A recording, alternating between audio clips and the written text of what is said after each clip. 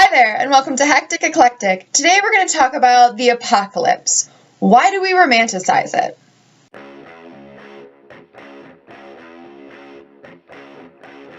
The apocalypse. This has become a popular thing in recent years, featuring in books, movies, conspiracy theories, and the like. It's basically the new fad.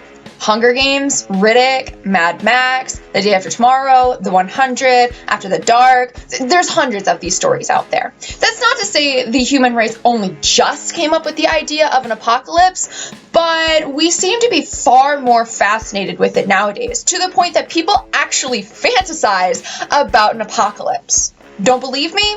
Ask a millennial. Oh wait, I am one.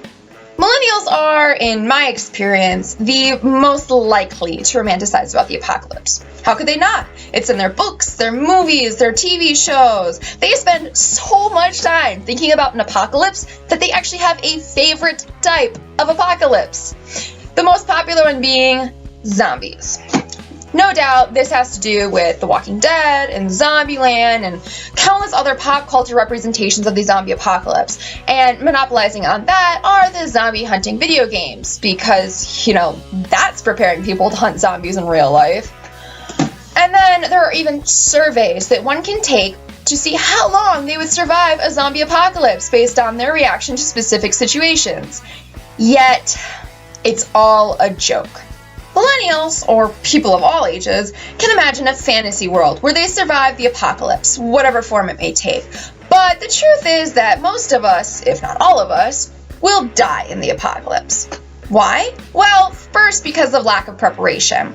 By the time the human race realizes we're in the middle of a full-scale apocalypse, it'll be too late, especially for those living in cities. So let's break it down into a series of events that will make it nigh impossible to survive an apocalypse. Number 1, loss of electricity. Number 2, loss of sewage removal. Number 3, loss of water filtration. Number 4, loss of food production. Number 5, loss of control. And number 6, loss of life. In whatever form the apocalypse may take, one thing is certain. Life as we know it will start to break down. We've seen this in other catastrophes, such as Hurricane Katrina in New Orleans. If lack of food is possible, people rush to the store, guns, knives, tasers in hand, and take what they can for fear of running out. Yet, that collected food only goes so far. Without electricity, because no one's going to work in the apocalypse to make sure electricity is still coming into your house, you have no way to keep your food fresh, and processed canned foods do not last forever. Unfortunately, when food is scarce, people revert to animal instincts to obtain more. Fighting. That's where loss of control comes in. How long before the police stop defending people when they too have no food and their pipes ran dry 2 days ago and they can't even heat or air condition their homes? How long before people shoot each other over the tiniest scrap? How long before the entire city becomes a war zone and only those brave or stupid enough to venture outside survive? Of course, by the time this happens, water filtration is gone, meaning your water is either parasitic, lead-filled, or not coming to your house at all. Or worse, your sewage system fails. Either way, your quality of life is diminishing quickly, and you're still in downtown surrounded on all sides by gangs with no way out. Well, I made it out of the city early, says a snooty kid who still thinks the apocalypse is a cool idea. Really? Great. Where'd you go? To the countryside. By yourself? With my family. And what supplies did you take with you? Food, water, weapons. Cool. Do you have enough food to last you 6 months? A year? 2 years? Longer? Say you did make it out of the city like the snooty kid. First, congrats! You made the smart move because living within or near a large city during the apocalypse is the worst decision you could make. There's no safety, you can't produce food or gain access to fresh water, even if you live on a lake. That lake is now officially controlled by the gangs at the first sign of water shortage. But that's okay, you're miles out of the city and no one's on your tail.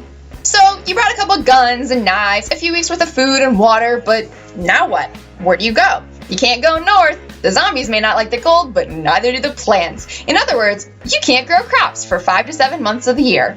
Or longer, depending on how far north you go.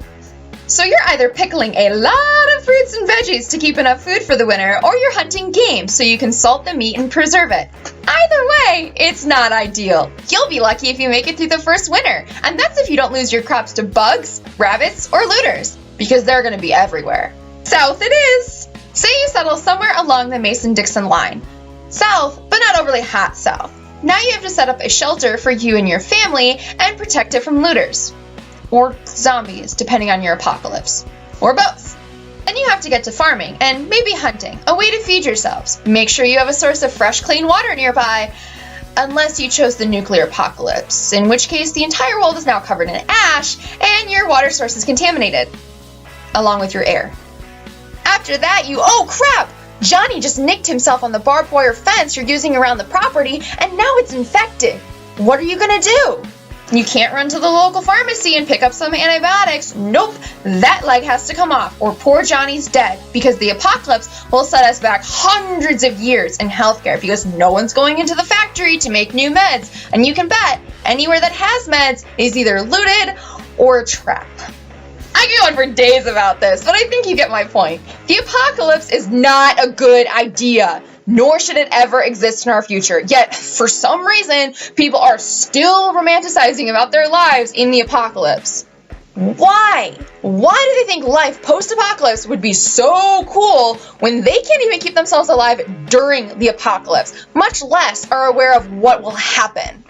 Heck, most people can't even leave the house without a cell phone. What are you gonna do when that cell phone's just a dead weight and you need to find other forms of communication and ways to entertain yourself? Assuming you actually have time for entertainment and aren't too busy trying to stay alive.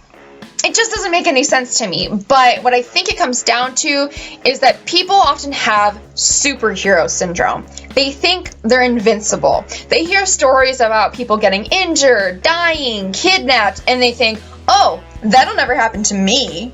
The people who romanticize about an apocalypse are the people who don't understand the implications of an apocalypse. And I didn't even mention what would happen to nuclear power plants if no one's taking care of them.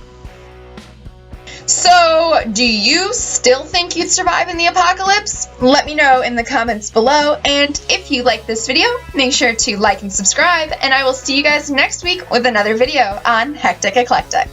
Bye!